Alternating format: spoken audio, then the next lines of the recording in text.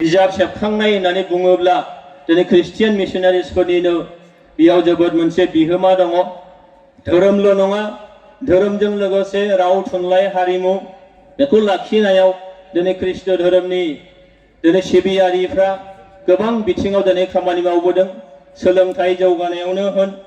बिनि हेल्थ बिथिङाव, देहायारि बिथिङाव सांग्रांथि लाबोनायाखौनो होन, जोंनि गेजेराव खोमसि फोथायनायखौ फोजोबस्रांनानै मोनसे साइन्टिफिक नोजोरजों समाज मोनसे गठन खालामनायाव जिखिनि बिहोमा होनाय बेखौनो होन, दिनै जोंनि ख्रिस्टियान धोरोमनि सिबियारिफ्रा धोरोमजों लोगोसेयैनो बेखिनि बिथिङाव जेरै हाबा मावबोदों। रांखान्थि बिथिंखौबो बुंनांगोन, मोनसेबो बिथिंखौनो दिनै गारालासै दिनै जोंनि बे ओनसोलाव गोजोन थासारि लाबोनायजोंनो होन, गासैबो बिथिङाव दिनै बे धोरोमा खामानि मावबोदों। आरो बेयाव गोबां जेनेबा डिनोमिनेशन दङब्लाबो मोनफ्रोमबो डिनोमिनेशनानो दिनै गाव हारिनि जिखुनु राव थुनलाइ हारिमु बेखौ गोजोरै लाखिनानै बे ओनसोलाव गावजों गाव सोमोन्दो लाखिनाय, गावजों गाव मोनसे सोमोन्दो लाखिनानै हारिमुवारि मोनसे गोजोरथिखौ लाखिनानै जाथिखौ मोनसे गेरेमसा माहारि दानायाव जिखिनि बिहोमा होबोदों बियो थारैनो जोबोद बाख्नायथाव। बेनिखायनो आङो आंनि फारसेनिफ्राय जोंनि साफ्रोमबो सिबियारि नोंथांमोननिसिम गोसो गोरबोनि खुलुमनाय आरो सिबिनायखौ हरदों। आं मिजिं खालामदों जे जोंनि साफ्रोमबो सिबियारि नोंथांमोनहा जोंनि, मानोना मोनसे हारिया थांनानै थायो होनोब्ला बिनि राव आरो हारिमुनि सायाव सोनारनानै, रावा थैयोबा हारिया थैयो, रावखौ सिगाङाव फोजैनो हायानो हारिमुवा थैग्रोनांगौ। आरो बे हारिमुखौ दिनै जेरै थांनाय गोलाव सम जौ बोसोरनिफ्राय हारिमुखौ लाखिबोदों, बे एखे हारिमुखौ लाखिनानै जोङो रावखौ फोथांनानै लाखिनांगोन, रावखौ फोथांनानै हारिखौ फोथांनानै लाखिनांगोन। हारि थांनायजों लोगोसेनो बे ओनसोलनि गुबुन गुबुन हारि माहारिफोर गासैजोंबो मोनसे सोमोन्दो लाखिनानै जोङो बोरैहाय गोजोन थासारिखौ गोजोर खालामनानै जोंनि ओनसोलनि सोलोंथाइ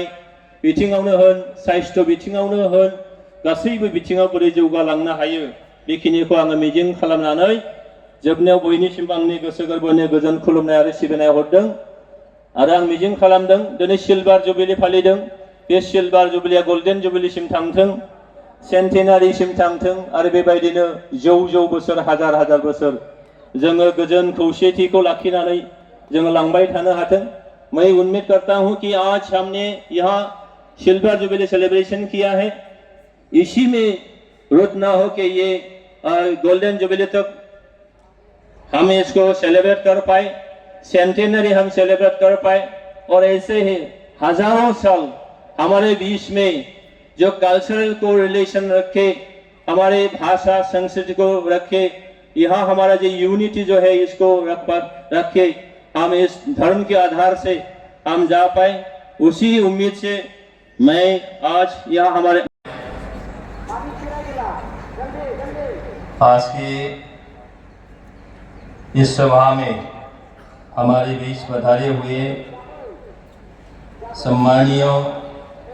chief guest reverend archbishop Girelli Leopoldo, the Apostolic Nuncio to India and Nepal, guest of honor, Archbishop John Mulasia, Archdiocese of Guwahati, Archbishop Thomas Menampa Rampil, Emeritus Archbishop of Guwahati, Bishop Thomas Pullapilli, Diocese of Bongaigaon, all the honorable bishops present in the dais, and honorable guest of honors, and सम्मानीय हमारे अतिथिगण सभी को मेरे तरफ से मैं हार्दिक बधाई देता हूं कि आज मेरे कुकराझार ये क्षेत्र में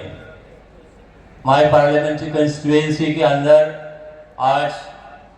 2 दिन के जो कार्यक्रम हैं, इसमें मुझे भी आप लोगों के साथ जुड़ने के जो मौका मिला है, तो इसीलिए मैं आभार व्यक्त करता हूं कि हमारे जो रिसेप्शन कमेटी की मेरे बड़े भाई आनंद प्रकाश मसाहारी जी ने पिछले 15-20 दिन पहले से ही मुझे इत्तला किया था और आसाम के सम्मानीय his excellency governor of Assam उनको यहाँ बुलाने के लिए कोशिश किए थे। मैं भी जुड़े रहा था, लेकिन गवर्नर साहब के गुजरात में आज के दिन में कार्यक्रम होने के नाते उन्होंने आज इस कार्यक्रम में आ नहीं पाया है, तो इसलिए मैं थोड़ा खेद प्रकाश करता हूं कि मैं आप लोगों की जो विनती था इसको मैं साकार नहीं कर पाया। फिर भी जो गवर्नर साहब ने थोड़ा खेद प्रकाश किया है कि उन्होंने यहाँ आने के लिए कोशिश किया था, लेकिन उनका जो कार्यक्रम है इसलिए वो आ नहीं पाया। जो भी हो, आज आप लोगों के जुड़े होने के